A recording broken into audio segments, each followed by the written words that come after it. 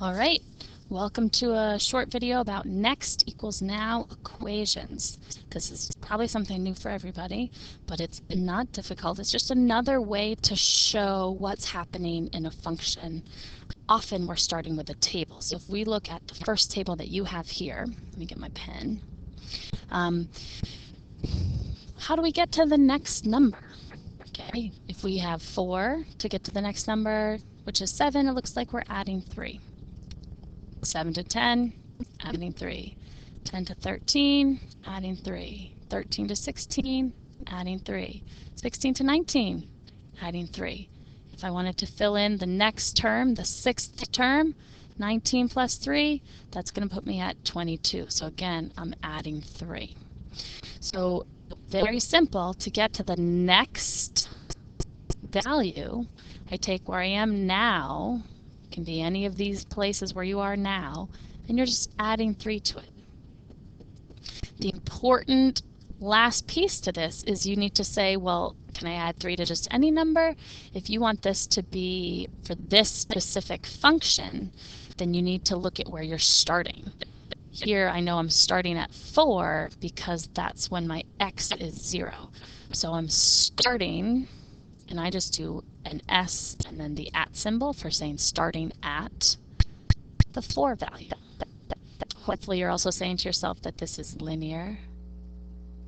And since I'm adding each time, that's my constant slope of adding 3. Let's look at another example. Okay, -3 to 2, 2 to 7, 7 to 12. Well, to me it looks like we're adding 5. You don't have to always write all these out as long as you can see that that pattern does continue. So to get to the next number, let's say I wanted to get from 12 to 17, I take where I am now. So to get to the next value, take where I am now at 12, add 5, that'll get me to 17. And I remember I need to put my starting at, so I remember what value I'm starting at. Remember that's when x is 0. I'm starting at -3. Hopefully you're also saying again, this is also linear with a positive slope, right? Because it's adding 5 each time. We're going to be going up. Next example. Here I have 16, and then from 16 to 13 it looks like I'm subtracting 3. From 13 to 10 I'm subtracting 3, and 10 to 7 I'm subtracting 3. Again, subtracting 3, subtracting 3. Not a problem. Just like before, to get to the next number, if I wanted to get to the next number down here, if I subtracted 3, 1 subtract 3 is -2. So to get to the next value, take where I am now, whatever value it is, subtract 3 to it. Sum it. And starting at, when x is 0, I'm starting at 16. Hopefully you're also seeing this is also linear, but this is going to have a negative slope because we're subtracting something each time. We're going down. Let's take a look at this one. 6 to 11. That looks like I'm adding 5. Let's just make sure it also looks like we're adding 5 the rest of the way down. I think so. 6 to 11 is +5. 11 to 16 is +5. 16 to 21 is +5. And so on and so forth. So to get to the next value, I take where I am now and I add 5. Okay? Now, here's a tricky part. What am I starting at for this value? Okay, it has to be when x is 0. So I'm going to add actually 0 up here. So if I work my way backwards, okay? If you worked your way backwards here, what does this value have to be so when you add 5 you get 6? Hopefully you're all saying 1. Okay, so yeah, I have to start at 1 so that when I add 5 I get to 6, I add 5 again, I get to 11, 16, 21, and so on. So adding 5 again each time, this is linear. And it's going to have a positive slope because we're adding each time.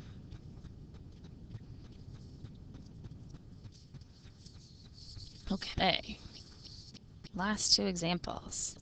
If you are at 3 Oh, it looks like we might be adding 3 here. But if we look at the next example, 6 actually becomes 12, and then 12 actually becomes 24, and 24 actually becomes 48. So hopefully you're seeing that this is actually doubling. We're actually multiplying by 2 each time here. Multiplying by 2. So 3 times 2 is 6, 6 times 2 is 12, 12 times 2 is 24, 24 times 2 is 48, 48 times 2 is 96, and we could fill in this next piece here. Well, to get to the next value in this case, we're taking where we are now and we're multiplying by 2.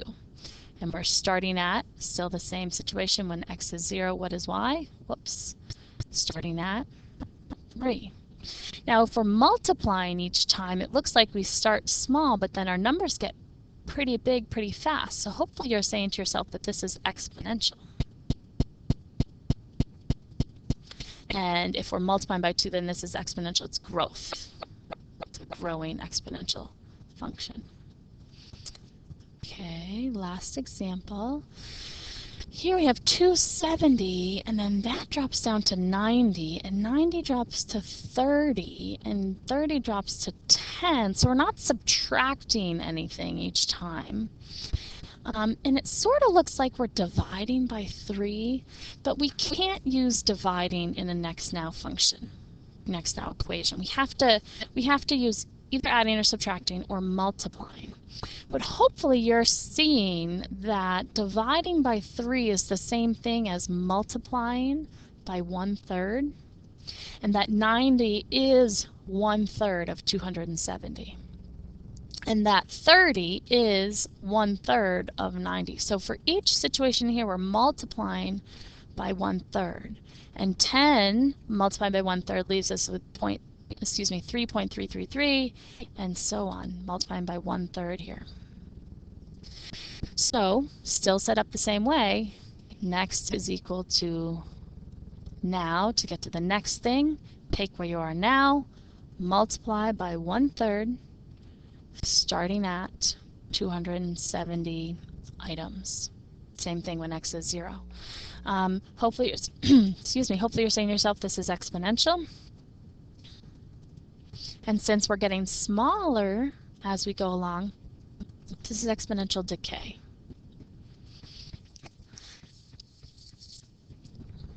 I think there's one more slide we can finish up on here. I know you don't have this. Next now equations. Okay, to get to the next thing, take where you are now. You're maybe adding something or subtracting something or multiplying by something. We don't divide. Okay, and what we're going to look at is matching up those next equal now equations to our y equals equations. So we'll be looking at that on Monday. Good luck.